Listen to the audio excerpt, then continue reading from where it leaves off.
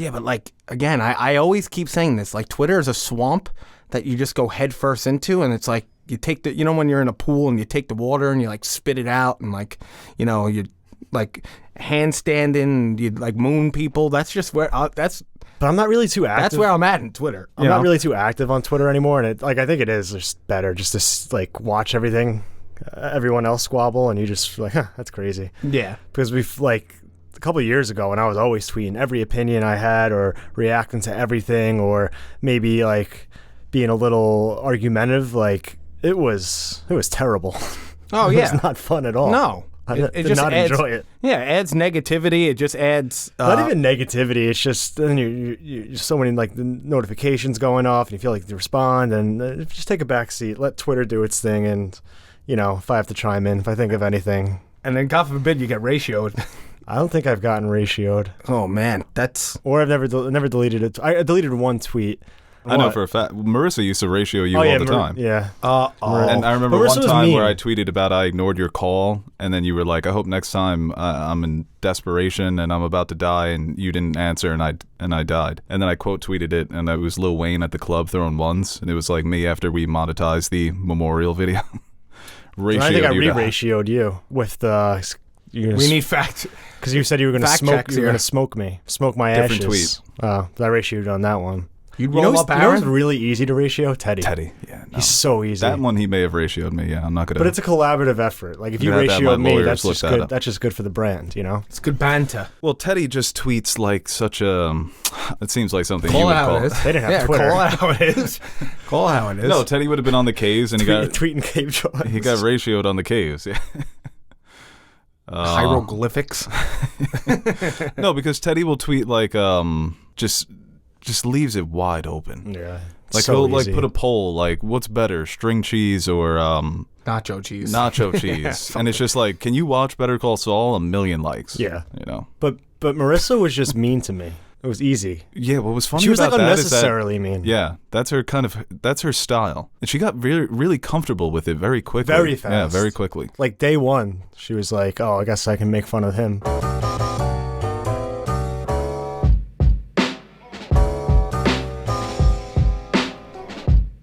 Hello, everybody, and welcome back to another episode of the Nerd Soup Podcast. I am Bo Oliver, joined here today with Aaron the Nerd Soup Monkey. I totally forgot who I was going to go for first. And, look at that, huh? I haven't been here in a little while. And he's Nash Bandicoot joining us. I like it. It's so fucked up. I love that he gets a fun nickname. The last 3 times you've given me a nickname, they've all been terrible. They haven't even rhymed. That or was fit Teddy, in. actually. Wait, what were could I hear some of the nicknames? Well, we did this whole bit that Teddy sued the channel after being assaulted, and he was awarded full rights over the channel. You're not keeping up with the So arcs. I'm Broke Oliver, and he's Aaron the Nerd Soup Idiot. Like his like goes together. Mine was just poorly thrown together. Yeah, it's just mean once again. Actually, Marissa wrote that bit. And we are back for another episode talking about the world of Hollywood, the biggest stories, the biggest news. She never tweets. Some trailers, some other stuff that's on the outline. U.S. weekend box office, we're still going strong because we had a lot of pushback on the people who didn't like U.S. weekend box office. But you can listen to this podcast on YouTube. But people came in support of it? Yeah, they did. Wow. And wherever you get your podcasts, so Apple, Spotify. Nash, where do you usually listen? Spotify? Spotify or Apple. Cool. Okay. Well, that's good for us. Get those downloads up. Oh, and also for all our patrons, we just released 2 fan question podcasts. One is featuring just me and Aaron, but the other one actually has Teddy on it. So go ahead and check those out. And if you haven't subscribed to our Patreon, it's only $1 to listen to those podcasts. So go do that. And follow us on social media at Nerd Soup, at Bo Soup, at Nerd Soup Monkey, and at Anthony JQ Nash on all platforms. Got a bunch of new followers on Instagram after I was bitching and complaining about all the followers you guys have. You have over 1,000 on Instagram, right? I do. You said that so proudly. You motherfuckers. I'm up to 750 now, so creeping up. Yeah, I mean, you listen to the podcast? I haven't. No, that sucks. I'm sorry. No, it's all right. I've been busy. I have been busy, but it's all gonna open up soon enough. I'll watch. That's awesome. In like 2 weeks. I'll listen when I'm not on, kid is back. or I'll watch. Yeah, I don't care if you listen. I care if you're here yapping away. Or I'll like watch YouTube problem to doing see that. like what you did with the animation, just because it's like fun. But I also skip the ads, which is directly, I know it's not a lot, one person watching ads, but I always think it's funny when I skip our own ads. I always click them. I'll click them like 3 times because that's what matters. You'll buy them. No, the buying You just doesn't have matter. a whole bunch of just a closet full of YouTube ad. What's that big tire company that's always advertising? Michelin? Michelin tires, yeah. That and a bunch of subscriptions for people that tell me I can make money on Audible. Can you? Apparently, that according to that one woman, that I'm paying $49.99 a month. She says next month is going to be the tutorial. I've been paying money $20 making for one. Audible a month, or like $15.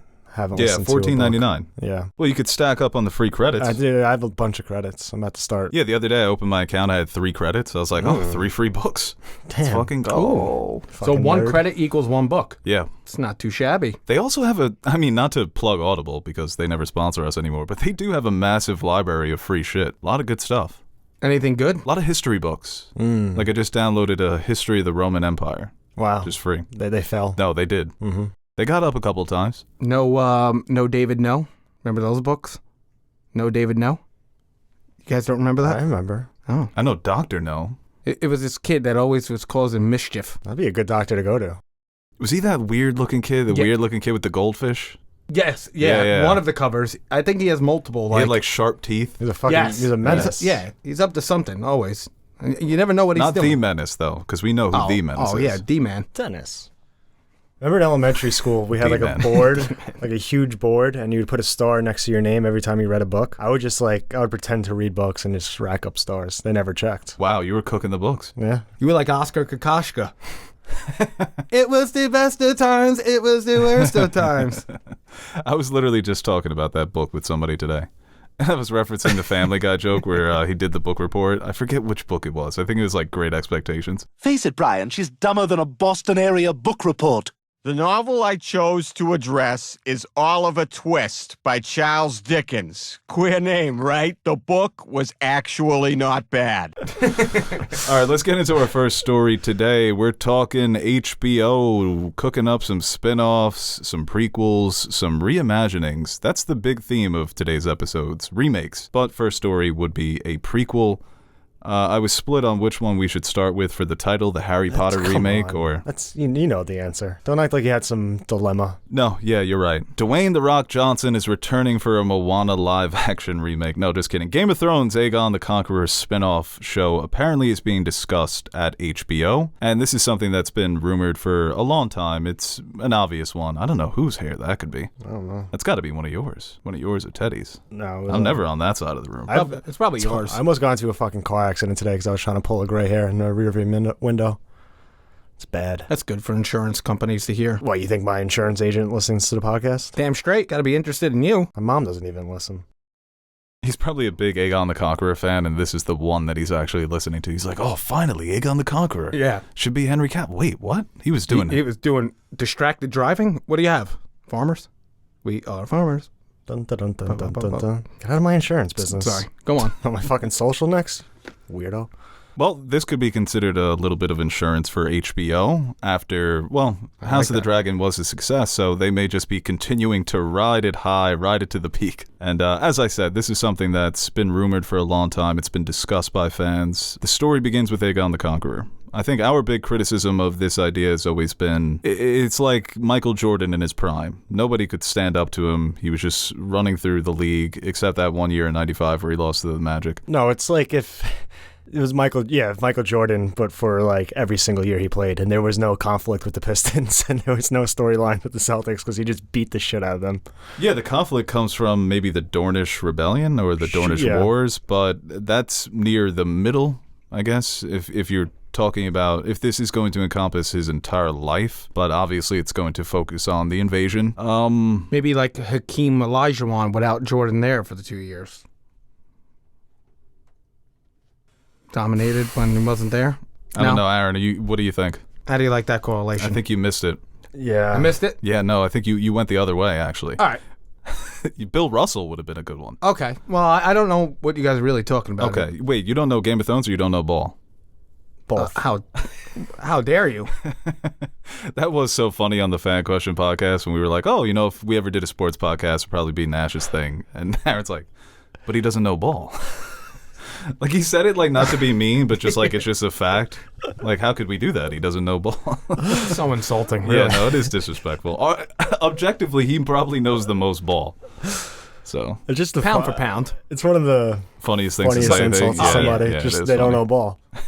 My blood is boiling right now. I'm trying to keep it composed here, but yeah, it definitely stings. That stings to say to somebody. I think that this is going to be put in the same bin as the Jon Snow sequel series, where it's going to make a big splash when it was announced, or it did make a big splash, and then we won't hear much about it, because I think that there are better options, and I think it's going to be tough to, as I said, just put together the right team to get the most out of this story. Because a lot of the conversations I think they're going to be having behind the scenes are similar to the conversations we have about Aegon the Conqueror. Does this have enough? It wasn't written to be adapted. It was written to be history. And I think that's why it serves the original story so well. So I don't know. I think this is more likely than Jon Snow because of...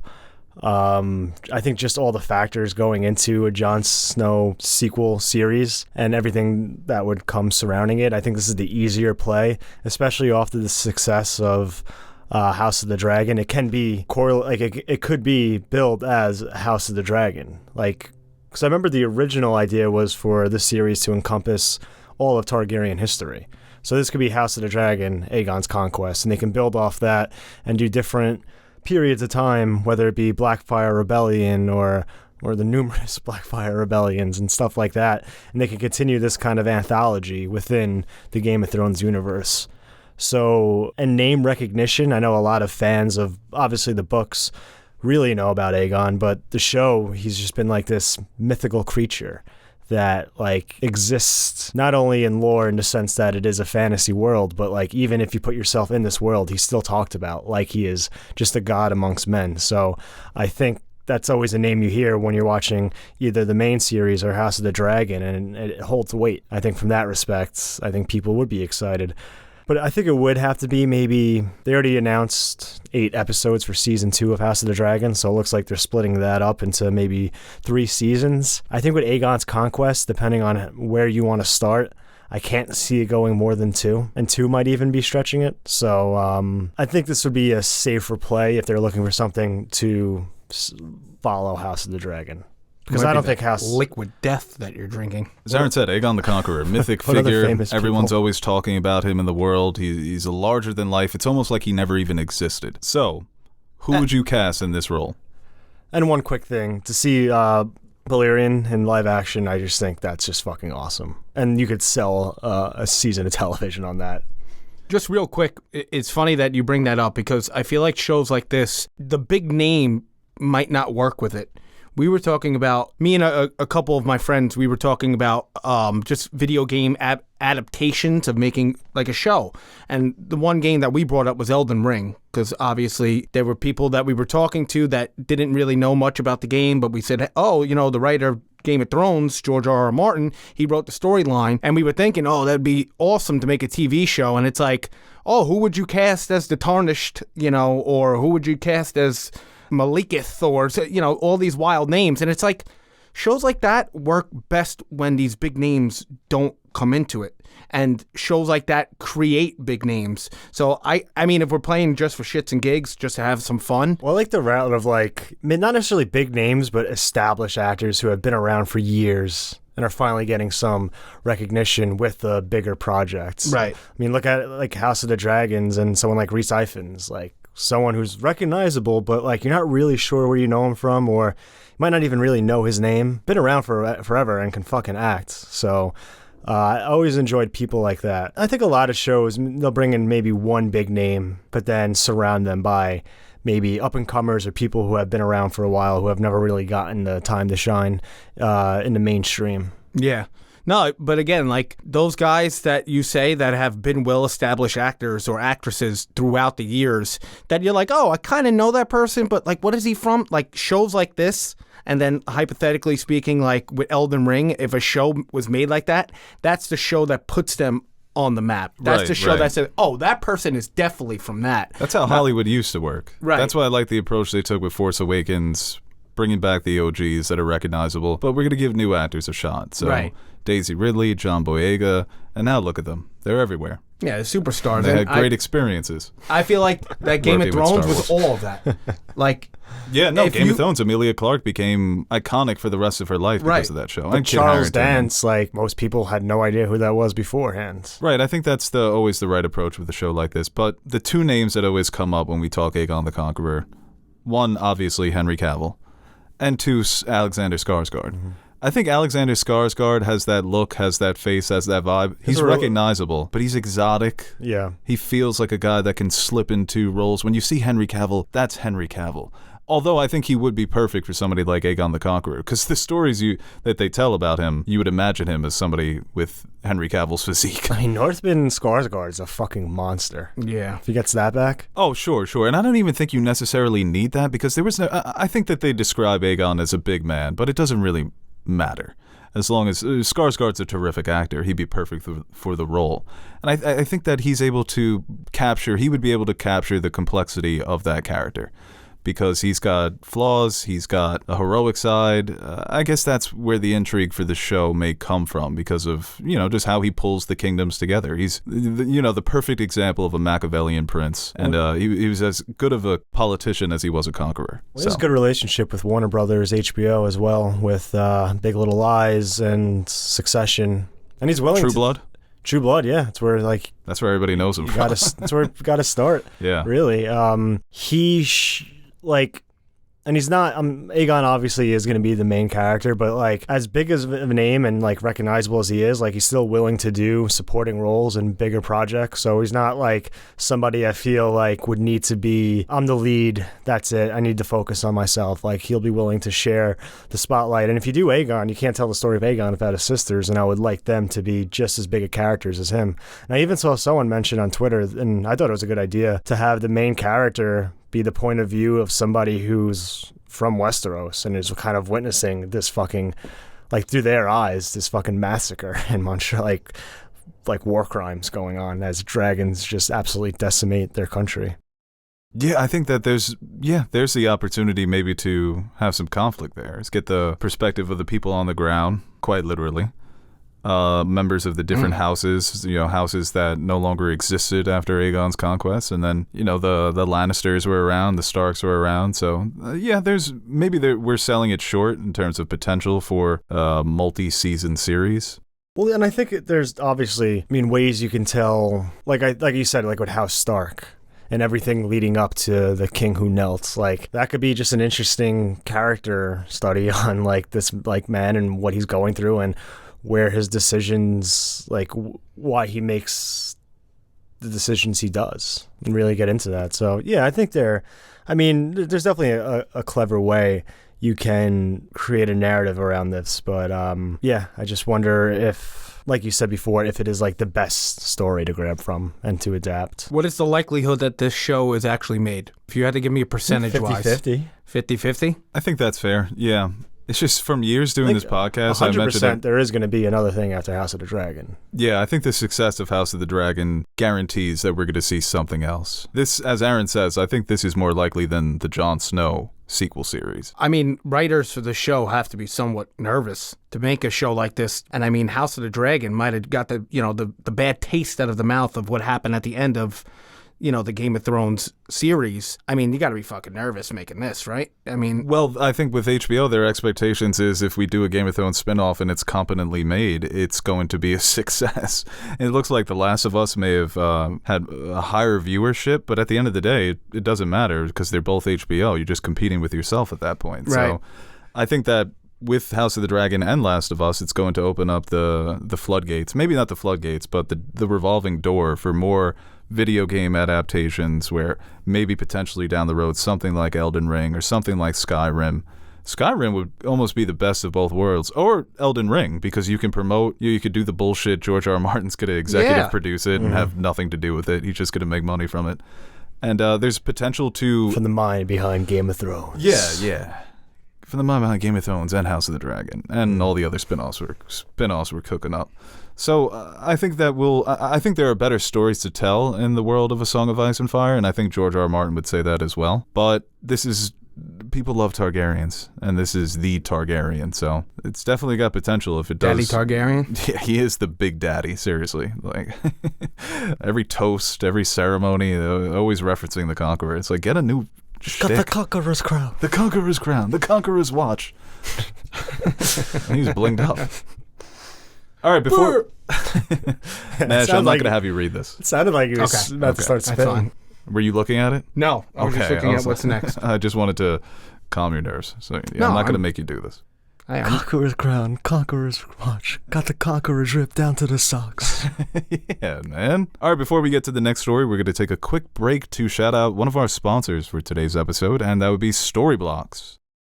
The demand for video has never been higher, with people watching an average of 19 hours of online videos a week. But while that demand continues to grow, the video creation process remains ineffective. Most stock providers take advantage of creators' needs with expensive pricing and confusing licensing agreements that leave you with more questions than answers about if your content is covered or not. They're designed to benefit them, not you. But Storyblocks is here to change that. Storyblocks provides flexible subscription plans that give you a massive library of stock to choose from with unlimited downloads, clear-cut licensing, and time-saving tools. Storyblocks is here to help you create better quality videos, faster than ever with a full video production platform. Find everything you need to make your videos stand out in a library of over 1 million 4K HD footage clips, templates, music, sound effects, images, and more. With unlimited downloads, you can easily test out different effects, clips, or tracks to enhance your videos and bring your creative vision to life. New content is added regularly, prioritizing in-demand keywords so you always have what you need to stay current with trends and news. Choose from thousands of pre-made professional templates for your favorite editing programs, including After Effects, Premiere Pro, or Apple Motion, to take your videos to the next level and speed up your creative workflow. Templates are an easy way to quickly enhance the production of your video with minimal effort by adding in motion graphics like title animations, overlays, logo reveals, and much more. In addition, Adobe users can take advantage of the Storyblocks plugin for Adobe Creative Cloud. Bring the entire Storyblocks library into Premiere Pro and After Effects for an intuitive and connective editing experience. Complete videos quickly with more flexibility to test and iterate as you go. Plus, save time with Storyblocks' wide selection of ready-to-use Premiere Pro and After Effects templates. So head on over to our video description, click that Storyblocks link, and find a subscription plan that's right for you. A lot of good stuff on that old Storyblocks. Yeah, it sure sounds like it from that ad. How'd I do? Good job? I thought you did excellent. Good ad read? Okay. Oh, yeah. Aaron? Thank you for taking over for me. One of the best ads I ever heard. All right, now we're moving on to U.S. weekend box office. We're gonna run through these quick because we got a lot of stories to talk about. But Are we still? Oh, okay. yeah, no, we're still doing it. Number one was Dungeons and Dragons: Honor Among Thieves. Came in with $37 million domestically. Worldwide, it's at about $70 million. So the budget was $150. We'll see if it's able to break a profit, but good start. Number two, John Wick Chapter 4 came in with another $28 million, increasing its domestic total to $123. Worldwide, it's at $245. Which puts it around $70 million under John Wick Chapter 3. It's looking like it's going to pass it and become the highest grossing of the franchise. So, congratulations, John Wick. Keep going strong. Yeah, I think I'm back. Yeah, I think so. Speaking of people who are back, his only son came in at number 3 with $5.5 million domestically. Worldwide, it's only at 5.5. I imagine the rest of the world isn't as interested in that movie as Americans are. But congratulations to those directors because they stick to these religious Christian movies and they've had success doing them. Small budget, too. Only $250,000. What is this? It's a Christian movie. About Abraham. That's a nice spin-off to Jesus Christ story. Well, I mean, God, he gets a lot of flack sometimes, but like, you gotta respect. He tortured that poor I know, man. but you gotta kind of respect like the heat checks he throws. Kill your son.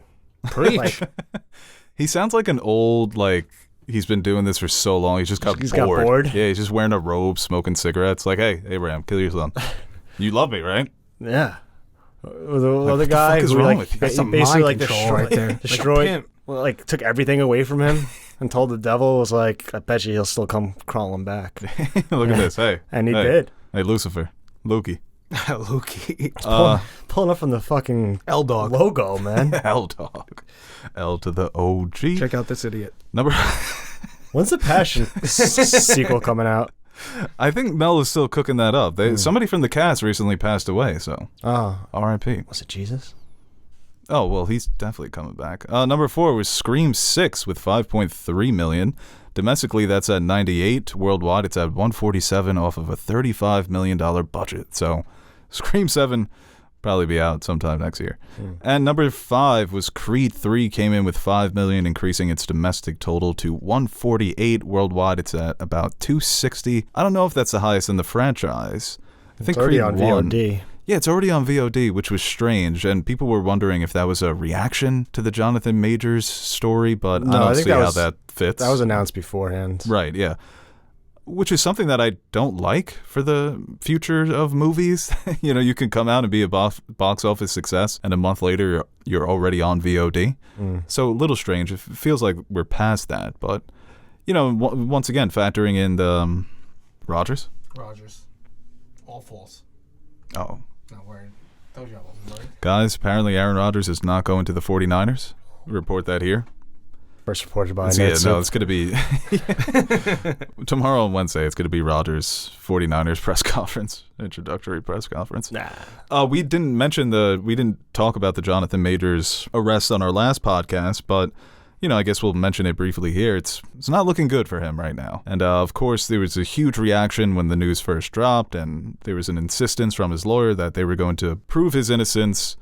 Dude, and then they released those text messages, and I think it made the situation much worse for him. Dude, I couldn't wrap my head around it. Why would his legal team release those? I just read them. They're like, here it is. Here's the proof. And I read it. And my first reaction was this is proving. This is not proving your innocence, sir. Yeah. It's actually doing the exact opposite. The way I read it, and that's another thing. Why would you even put that out even if it is exactly how it says in the text, which obviously, so many different factors. But the fact that it could be misinterpreted or interpreted in a way that is super damning to your client, that's just bad law. See, I might have put the kibosh on him. He doesn't know law. I might have put the kibosh on him because last time I was here, I was talking about how great he is, and that he was going to be the next star, and he's jacked. I also think I put the kibosh because I said, let me get out in front here and say in 10 years, he's going to be known as the best actor of his generation. Let me claim him as the best actor right now. And now in 10 years, he might be remembered far differently, to put it lightly. So it's one of those situations where it's super unfortunate, and it's something that we'll just have to wait to see how it plays out. So I'm sure a lot of people will continue to talk about it on the internet. So unfortunate situation. All right, let's move on to the next story on our podcast. This was one that got people, it was ruffling some feathers yesterday. Apparently HBO was planning to reimagine the Harry Potter novels as a TV series. So each season will cover one of the 7 books. I sent this story to Marissa, and her reaction was, 2015 me was begging for this. Now I don't really care. I think I came down in this. I should have tweeted that so I can ratio our ass. I do feel similarly in the sense of I'm not up in arms over it. It does kind of suck because those Harry Potter movies are, they're not each perfect movies, but it's almost a perfect adaptation because of how good each movie is. None of the movies suck, which is a miracle when you're, adapting a franchise and you're adapting 8 of them. And you're adapting 8 novels or 7 novels. I mean, I don't hate the idea because obviously with novels, there's probably a lot that was left out that could be fully fleshed out in a series format. Oh, yeah, definitely. The first thing I thought of was the fight between Dumbledore and Voldemort, which is essentially a full chapter in the books. And I love the adaptation they gave us in movie number 5. But the 5th movie was always my least favorite because of how much is cut out. It is the biggest book. So, yeah, no, there's a lot of potential to explore some of the things that weren't included in the movies. And it seems like a series that's ripe for a TV adaptation. Very close, though, right? Yeah, I mean, Deathly Hallows Part 2 was 2011. We're only 12 years out. The thing that helps this, though, is the video game was just released, a couple months ago, which this was talked about, it feels like the last 2 years this has been mentioned. Not the show, the video game. So, I mean, I guess the timing of it is kind of terrible. I kind of agree with Marissa that 2015, 2016, even 2017, it's like that it would have been a great idea. It's just kind of like. Well, I also think it's like J.K. Rowling continues to be like and that the too. absolute fucking worst. Yeah. So like, well, now you know we're gonna get comments. The Nerd Soup guys always criticize J.K. Rowling without ever saying what she did. And my response to that is, you just don't want to do the research on your own. It's out there. Her entire Twitter account is dedicated to highlighting every wrong thing a transgendered person has ever done in their lives for the last 4 years now. Persistent. Yeah, no, constantly. It would be the equivalent of a celebrity highlighting every crime, and I'll use my own minority group, that a Puerto Rican man committed. Like if I was on Twitter like, this Puerto Rican man just committed a robbery, they're trying to replace us. This Puerto Rican man just killed somebody in prison, they're trying to replace us. So she's obsessed with this idea that transgendered women are trying to replace biological women. And we have to mention that because apparently she will be involved if this series does go into production. She won't be an executive producer, she will have an advisor role, apparently, to making sure that the series stays faithful. I saw a fake tweet on, I think it was like Trans Awareness Day. And you know, people can like put the profile pic with the blue check mark and you think it is. Right. It was a fake J.K. Rowling account. And I think it was something stupid like in honor of Transgender Awareness Day, I'm changing Hermione to like Himmione or something. And like I believe that was a J.K. Rowling tweet. Right. No, like, it's believable. I'm like, oh shit, like that's there she is again. That's like a dumb joke that she would try and attempt. But the fact that like I thought it was real and couldn't realize it was like sarcasm, which it was meant to be, or parody. Like, I mean, just says a lot about. But dude, for the people that always say NerdSoup never says what she actually did, just Google. This is all you need to Google: J.K. Rowling transphobic timeline. There are plenty of outlets out there who have you covered. They're going to give you all of it. And it's going to take a while. I hope you have 30 or 45 minutes, sit down, tall glass of iced tea, maybe smoke a cigar, because there's a lot to get to when it comes to all the bullshit that she said. I'd rather a beer.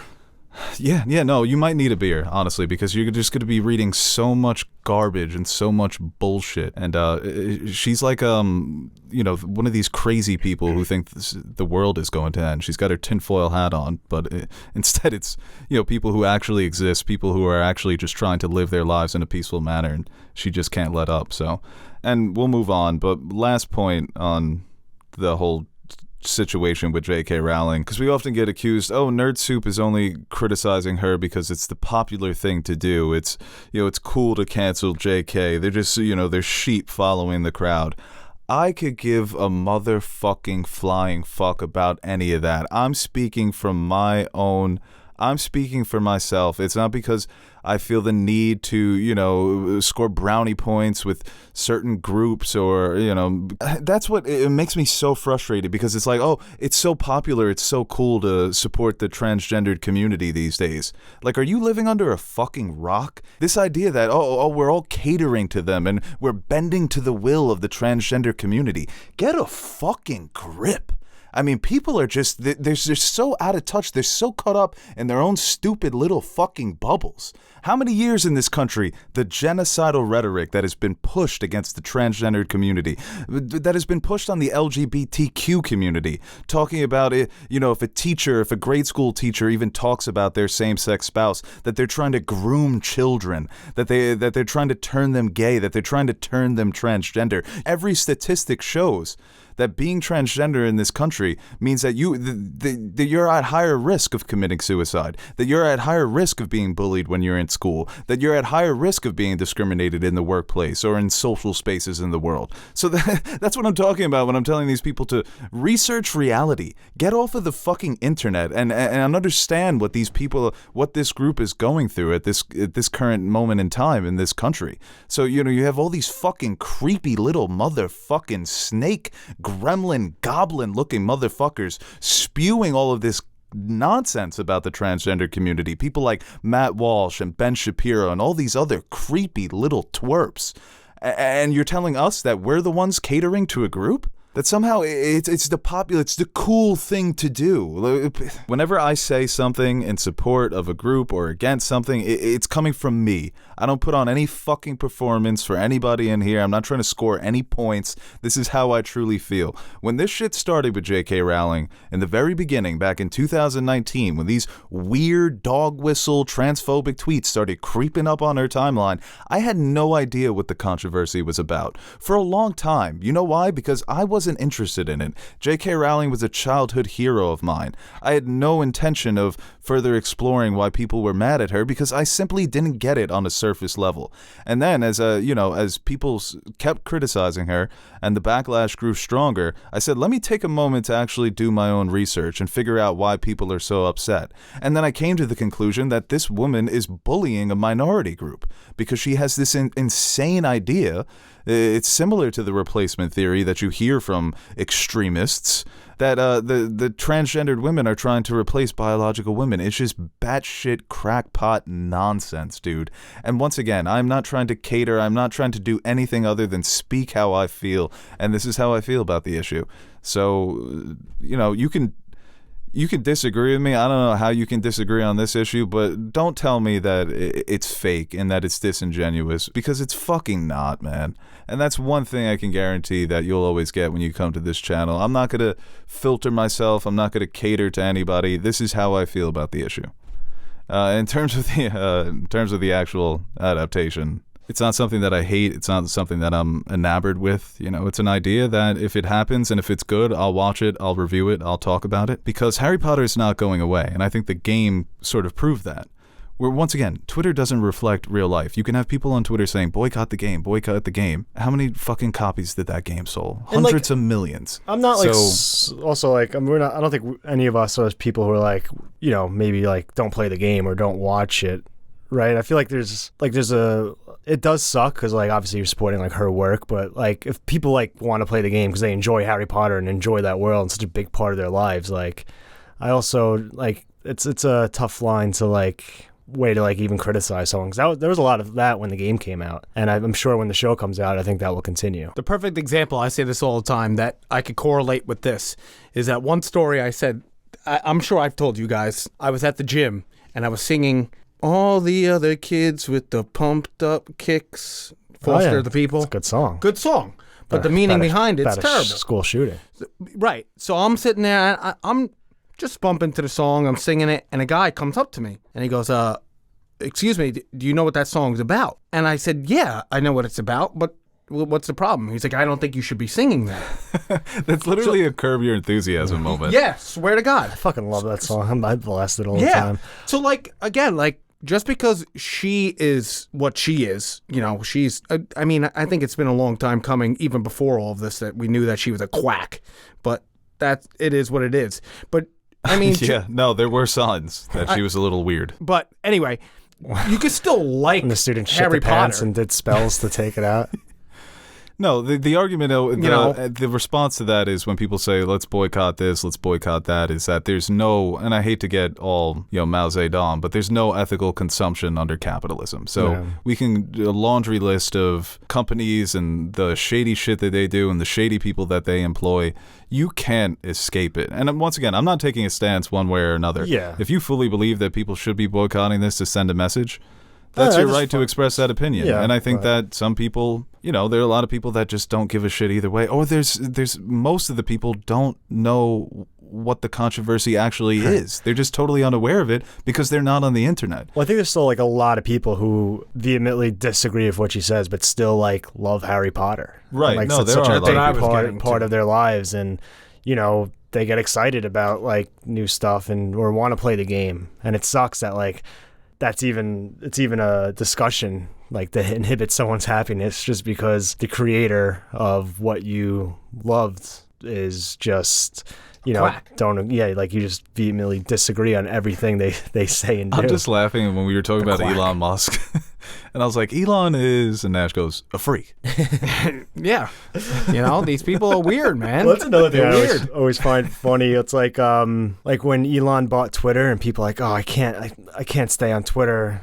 And they stayed on Twitter. But it's like, I can never support something that this person owns or operates. And it's like, please look into every CEO or owner of every product you consume. Right. Yeah, it's almost like it's a systematic problem, not so much a people problem. Or look at every musician that you listen to. I mean, Anything in general, there's just going to be bad people. But again, like I said, foster the people.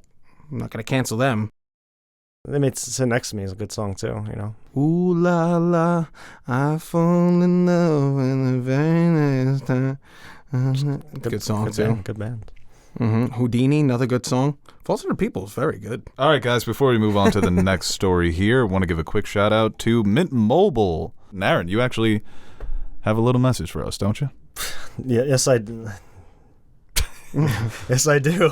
If saving more and spending less is one of your top goals for 2023, why are you still paying insane amounts of money every month for your phone bill? Switching to Mint Mobile is the easiest way to save this year. As the first company to sell premium wireless service online only, Mint Mobile lets you order from home and save a ton. Nash, how much do you pay for your phone bill every month? Stay out of pockets, will you? I pay about $200 a month. What the fuck? And you told me, you were like, my New Year's resolution is to save more money. Yeah, I guess I haven't been following like the rest of the people. Well, Mint Mobile offers premium wireless for just $15 a month. That's a savings of $185 a month. You get freaky with that. Ooh, I can get freaky. By going online only and eliminating the traditional cost of retail, Mint Mobile passes significant savings on to you. All plans come with unlimited talk and text, plus high-speed data delivered on the nation's largest 5G network. 5G?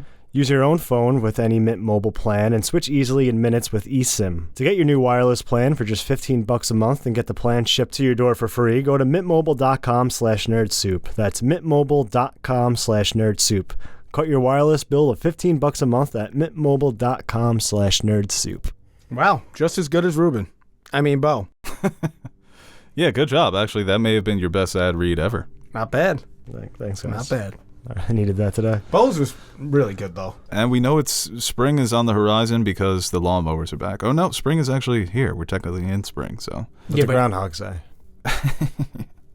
But today's got the real feel of spring. No, like it does. Today was like, I actually walked out the door at like 5:45 in the morning, and I was like, ooh, I don't even need this sweatshirt. You know, like, this is nice. Such heat today. I don't need this jacket. Speaking of heat, apparently Disney is planning to remake Moana. This was a big announcement that came from, I think there was a company meeting of shareholders, and Bob Iger announced it, and then The Rock announced it to his social medias.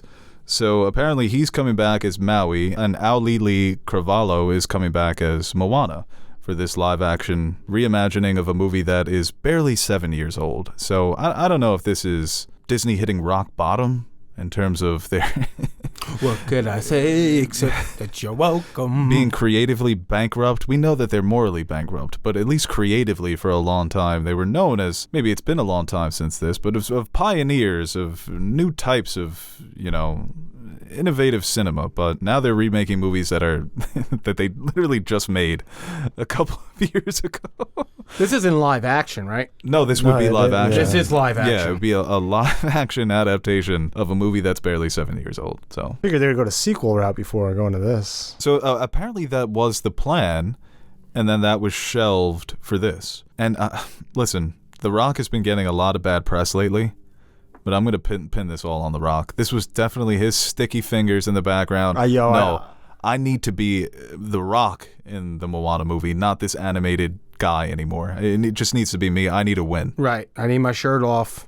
Honestly, Let them know who I am. And then he's going to do the You're Welcome song again. It's like, it's been 7 years. That's just going to be stupid. Yeah. Like, it's The Rock You're Welcome moment. Oh my God, remember when he did this in the original? Moana's a good movie. It is. It's one of their better movies in the last 10 years. I don't know. I could be completely fucking off with this, but how are the numbers do when they do a live action movie?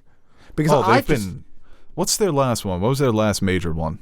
Dumbo? No.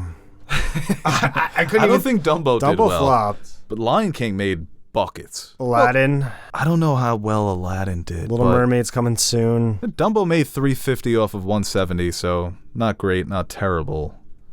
Aladdin. I think Aladdin made like 7. Oh, new I think it's just a terrible idea to do live series movies. They're so forgettable. They leave no impact. They come out, everybody screams at them whether or not they like them or hate them, and then nobody ever...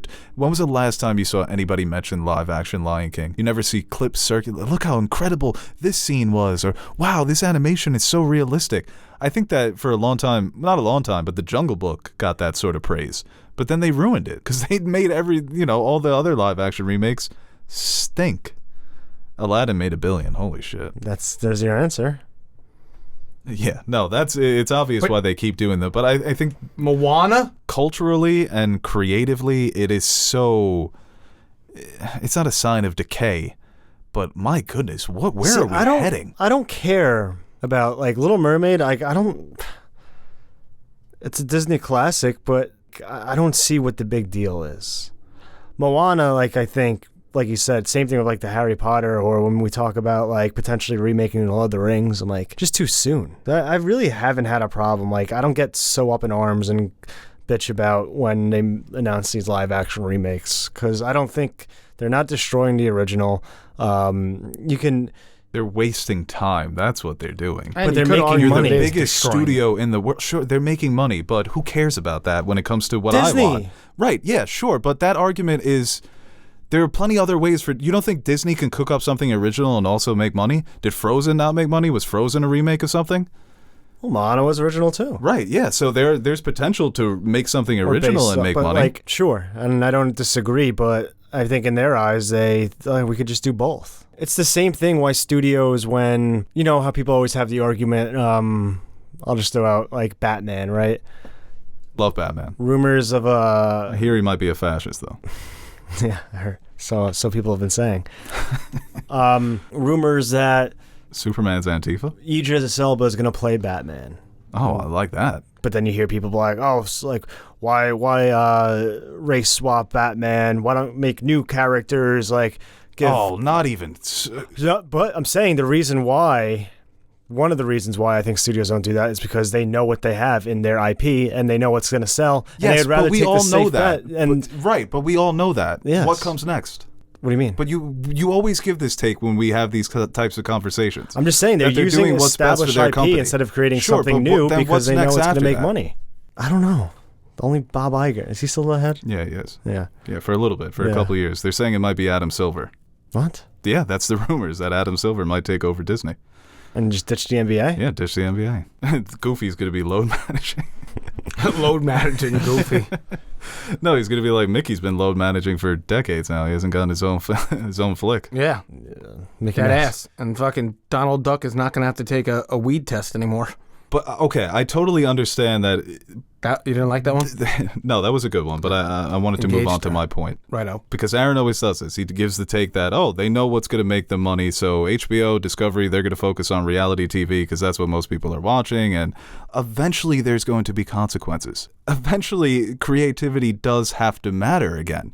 Because if we head in that direction, then things like Avatar are never going to happen ever again. And they're so few and far between. When we talk about the health of cinema, that people are going back to the movies and box offices are going up again. But look at the number of original movies that are being made, not only on the big scale, but the small scale. Indie films have been suffering. Original shows have been suffering. When you just look at the numbers from 10 years ago or 15 years or 20 years ago, it just frustrates me because you have the world in the palm of your hands. It's the same argument people make with Marvel. People are going to watch whatever you put out. And if it's good, it's going to make you money. But that's the chance that you take with film. It's always been that way. But it's like And film's also not technology. Where not everything has to grow indefinitely. Not everything has to be about Wall Street. I mean, I guess it does, because they're showing us that that's all that matters. But there was an understanding at one point that, yes, you can make a lot of money with films, but you're not going to you're not going to be Apple. You're not going to be Google. That's what Disney wants. They want to be like the Google of entertainment. That's not feasible. I guess maybe if you keep making these live action remakes, that's all you do. But at the end of the day, like, obviously knowing what the goal is of corporations and capitalism, it's to make as much money as possible. So this isn't going to stop anytime soon. But there is a ceiling for movies, for television productions, for certain types of art. As I said, you can't just, the iPhone 14, the iPhone 15, the iPhone 16, that goes on indefinitely. You can keep scamming and bopping people into buying your new shit because that's the nature of that business. But it's Hollywood's not that type of business. It never has been. There's a ceiling.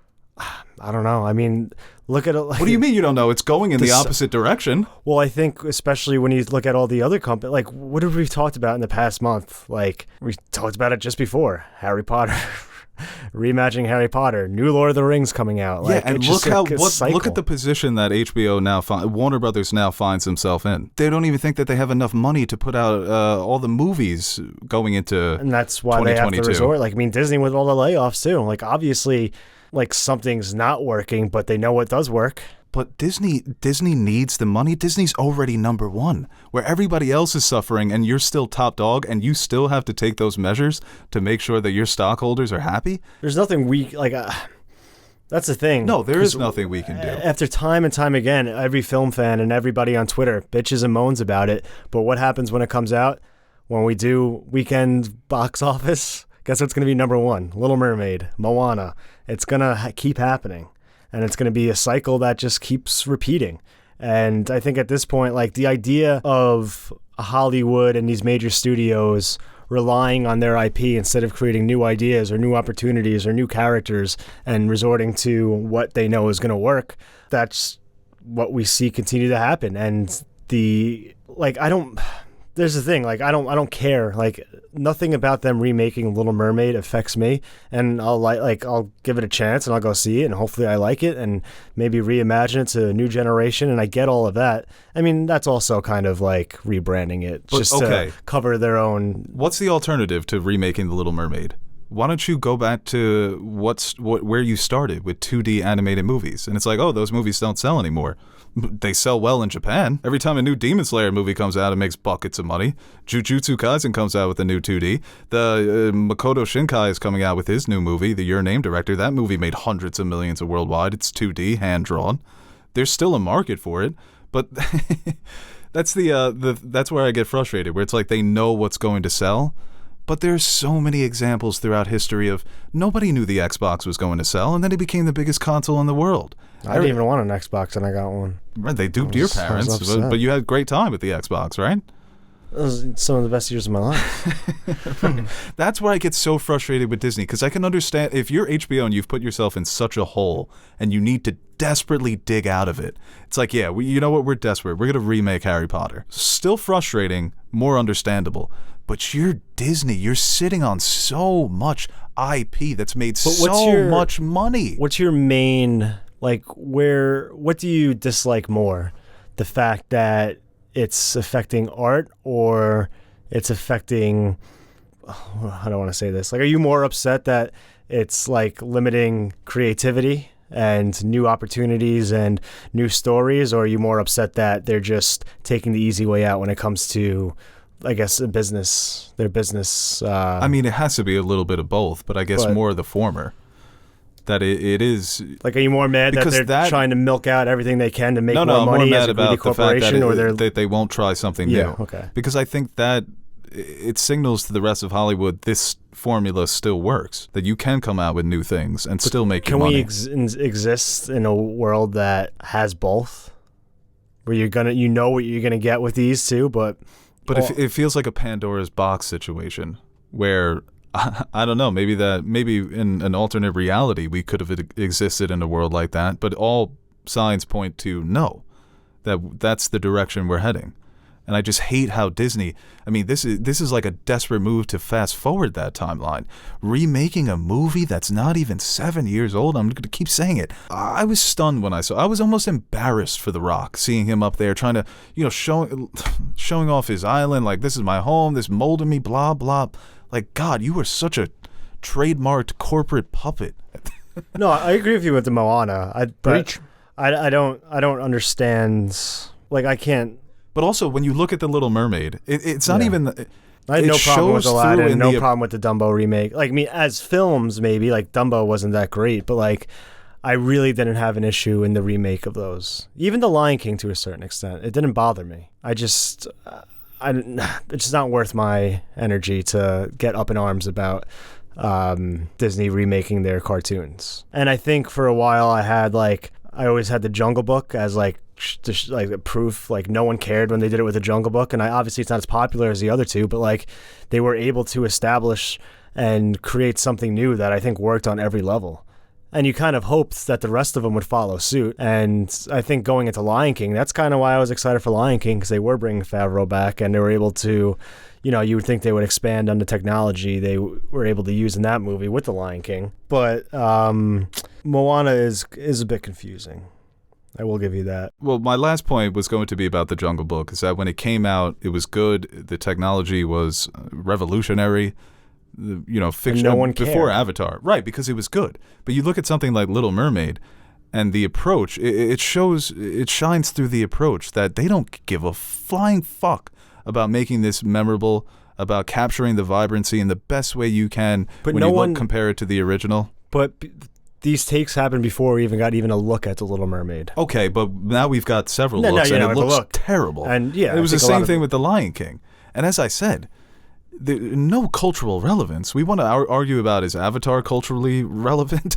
These live-action remakes, nobody even talks about them. When I say The Genie in Aladdin, do you even for a second think about Will Smith? You think about Robin Williams doing as Jack Nicholson. And that's the problem, because it's just still the same shit. It's the same story. But worse. But yeah. And those movies are still so beloved. Those are, you know, the iconic movies of American cinema.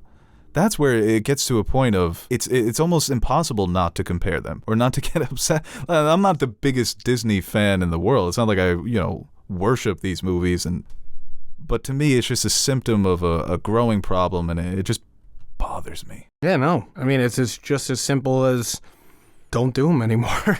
You know, there's no reason for them. There's no reason for them, and Teddy is so stupid. Why? What'd he do? He sold all of his Dogecoin, and Doge has been ripping the last couple of days. He sold it for no reason like 3 weeks ago. Oh, boy. All right, let's move on to the next story. Let's get some positivity in here. Apparently, no, not apparently, new Barbie trailer. Actually, I watched it. Did you guys watch it? It was a good trailer. Yeah. Finally, got some information as to what this movie is actually going to be. And we got a bunch of fun posters with the different actors and actresses playing Barbie and Ken. I think the marketing has been pretty genius, and these posters made me laugh. Yeah. Seeing Michael Cera as Alan, just a guy named Alan. But it was fun to get, as I said, a little more insight into what this movie is actually going to be. A studio profiting off of their IP. I mean, that's always good. Is Mattel a movie studio? I don't know. I don't think it is. I think they do have, what is Mattel? I think they do have a studio contract, and I think Warner Brothers has rights to their products to make movies out of, which is weird, but... Well, it is the first Barbie movie. It's something that they've been trying to do for a long, long time. They have. Amy Schumer used to be attached. That's how Hollywood works, right? You always... Iron Man was in production for 20 years before the Robert Downey Jr. version came out, but... It's funny, because I watched the trailer for the new Wes Anderson movie, and I was thinking to myself, like, I'm kind of tired of the ensemble cast gimmick. I mean, not a gimmick, but like I feel like over the past 3 years, more than ever, we've just gotten these movies with just every fucking name in the book thrown at you, and you're like, oh, this movie's had to be great, and like they just never end up really panning out. And I mean, I like Wes Anderson, and I'm sure that movie's gonna be good, but like, yeah, that was Amsterdam last year. Yeah, Amsterdam, or even what was it, the one with Saoirse Ronan? And, see how they want, see how they run. No one saw. Yeah, it was actually all right. Sam Rockwell doing a British accent. Struggling, but he was fun in the role. So I was kind of like, I'm kind of over these big ensembles. Like, give me something a little smaller or get some new faces in there. But this one, I was like, fuck yeah, this kind of rocks. When it had the name, like at the end of all the people in the cast, I'm like, hell yeah, Greta Gerwig's about to fucking make a masterpiece. Yeah, it feels like a real campy, fun movie. It is. It could be kind of weirder than people anticipate. And a little adult. I mean, in some of the humor from the trailer, we were wondering how are they going to market it, and talking about money and box office and how studios operate. It's interesting that they went the route of, sure, kids can see it, but we're gonna market it towards adults a little. Yeah, they did the Quagmire and Family Guy. Mm-hmm. Like, we know what they're talking about. The kids don't. But they had the little bit about Ken wanting to stay the night with Barbie, and they didn't know why they would want to do that. So that was funny. And I think all the different Kens, But it wasn't like super marketed towards kids. Oh, that was marketed towards me. But it's not like super marketed towards kids. Yeah, and I think it's a movie that they're hoping parents see it and take their kids. You know, like, oh, I would like to see that, and I can bring the kids. So that's where you make the most money. And for you personally, you need them to make the most money. Right. No, we do have a bet. We have a bet. Who's going to make more money? Nash, where do you fall on this? We have Barbie or Oppenheimer? I think Barbie will. Yeah, that's what I said. I think Barbie will, just for the fact that can draw. I mean, the all kids love different Oppenheimer. crowds. Yeah, the kids love Oppenheimer. Right. That is true. And they love the ensemble that it brings. Barbie's for the men. The kids. Oppenheimer's for the kids. The real men. Yeah, I think it's just because it's going to attract a younger audience, and the younger audience is going to be like, oh, Mom, you got to come with me. But I don't think that they marketed it solely towards kids in this one, which maybe could affect box office. But it was a great trailer. I think people are excited. And you were talking about how you may be second-guessing the mushroom cloud tattoo. You have a better idea? I was thinking I would let you do something more just... Tattoos are involved in this? For him. Yeah, he would dye his hair blonde. Like Ken.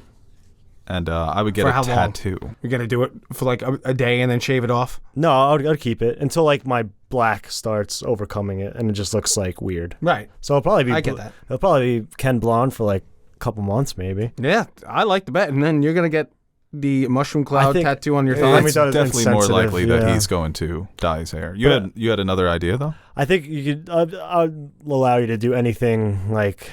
Maybe I'll get the quote. Nolan related, maybe. Oh, okay. Maybe like a bat, like his Dark Knight symbol, or like. Are you a fan of Memento? Yeah, I'm a fan of Memento. But like not like a. So I was gonna say maybe one of his tattoos would be cool. Oh, but then that would be weird because if you like, I like Memento, but I'm not a tattoo Memento fan. No, I'll get a Dunkirk tattoo. You're a big fan of Dunk? Well, it'd be funny if people see it and be like, "What? Oh my You get the Twin Peaks. That was World War One. No, it wasn't. Was it? Yeah, it's World War. No, it is World War Two. Yeah, one tied into Darkest Hour. Oh, you know what? My friend, when we saw it, he thought it was World War One because there were no swastikas, and I was like, no, that was an intentional decision not to give the enemy a name. We know it was the Germans, but correct. It's always the Germans. Wow, I kind of like this. And where would the tattoo be? You get a Tenet thigh tattoo? Just a question When mark? it was the mushroom cloud, I wanted to put it on my hand, honestly. Just have it stem up to the hand so it looks like... Did you see that one tattoo that the college basketball player had where it was the cheat code for unlimited ammo in GTA? No, that's sick. No, he but had it on his forearm. You That's get that. awesome. Yeah, you can't copy tattoos, though. No, you can't copy tattoos. We'll figure it out. Yeah, maybe like... But more than likely, you're going to be dyeing your hair. I think you put too much faith in the old Oppie. Well, I was going to look up... Depends how it's much not screen fair, time Albert you can't gets. you can't look up Little Woman versus like Dunkirk and Tenet. Well, Tenet was COVID, but like this is Greta Gerwig's probably first opportunity to really present a super mainstream movie, and hope like maybe this is the one that catapults her into like a household name. Where like when a Greta Gerwig movie comes, it's not just film fans that are excited, but like your casual would be like pretty excited because they know it's going to be a good movie. That's something that like Nolan already has built in. So right, yeah, no, it's definitely a big opportunity, I think, for her to establish her opportunity. Yeah. Just get a. They didn't budge, did they? Nobody's budged. Hell yeah. Either side hasn't budged. I fucking love that. July 21st. I think. And it's a bigger fuck you because Universal obviously is now distributing is the studio behind Oppenheimer. And Barbie is Warner Brothers? Warner Brothers, yeah. Wow. Nolan said, you guys better not fucking budge. That's funny, dude. Would you sit in a room for 24 hours straight and listen to Barbie Girl by Aqua? No. Why? They don't have the rights to the song, so it's not going to be in the movie. What did they have? They had the Beach Boys, right? Yeah. The Barbie song is annoying. They should just get fucking Nicki Minaj. Very annoying. Yeah, there are better songs to capture the vibe. Like, girls just want to have fun. No, Nicki Minaj. She is Barbie. You gotta have that shit blaring through. I wonder if she's gonna have a cameo. She should. All right, let's move on to the next story here. We got the first trailer for Blue Beetle. You guys watch this trailer? I saw clips. Yeah, I saw like pictures. Very beautiful colors. Cool colors, man. I'm gonna be completely honest. I totally forgot to watch this trailer, so I'm watching it now with the like the sound off. I like Blue Beetle. I think he's a cool character. What's his angle? What does he do? He got like like a scarab. Do you ever see Scarab? What's that movie with it was the action movie, the Blumhouse film with the guy who looks like Upgrade. Tom Hardy? Yeah. You ever see Upgrade? No. Fun movie. Oh. I'm trying to think of another comp. Well, I'm excited for my boy Zolo Mariduena, who's from Cobra Kai. He plays Miguel, so he looks like a leading man in this trailer for the youngins, for the young adults. But You know, like when like, you're still explaining what the concept is. He Yeah. gets like infected with It's like some an alien alien technology, thing. and he becomes like Iron Man. He But gets like probed. But like the alien kind of like Kinda. tells him what to do, like as part of him. So he's like battling himself. Oh. Yeah, so Yeah, it's like Venom. yeah, Venom. That's a good one. You're like, what's that Venom type movie? It's So like, it's gonna like be Upgrade. horrible. Well, hopefully it's different studio. It's DC. Venom. This is actually rebooting the DC universe. This is how we're getting our fresh start here with Blue Beetle. So James Gunn said we're building it out from Blue Beetle. Well, going back to what we talked about before, like it's interesting in terms of building a universe, not going to one of the big hitters, going to more of an unknown. So we'll see how it works out. Right, yeah. Yeah, I think Blue Beetle I think people will enjoy him. Younger character, could appeal to, I think, all ages really, but like more of a fun vibe to it. But he's also like, I think it's just cool. He's just quirky. And it's just like his powers. I think it's a cool dynamic he has. Right, and I think it's fun to, it's one of the first, not the first, but it is one of the first movies with a Latino lead. One of the bigger ones of recent memory was obviously Into the Spider-Verse, where people were trying to say, because he's Afro-Latino, it doesn't count. It's just any way that they can try and squeeze in this passive-aggressive racism. Like, his mom is Puerto Rican. He's a Latino, okay? It's fucking ridiculous. No, people are just like nitpicking who's a Latino and who's not. So, like I said, I'm a big fan of Zolo. I love him in Cobra Kai, and I hope this is good for his sake and for the sake of DC. I'm a big DC fan. I've always said it on the pod. Prefer DC over Marvel when it comes to the comics. So maybe could be their Iron Man. Yeah. Where you look back on this and say everything was made right by Blue Beetle. All right, final story. Then we're gonna wrap it up here. Sounded very sincere that you thought that was going to happen. Yeah, Yes. that's what they say about me. I'm the sincerity. You can't fake it. Bogan Roy. All right, final story here. Adam Driver apparently is in talks to star in Heat 2, the sequel to the 1995 Heat movie. Apparently, it's going to be a prequel based on the novel that was released last year, that was written by Michael Mann and co-written by somebody else.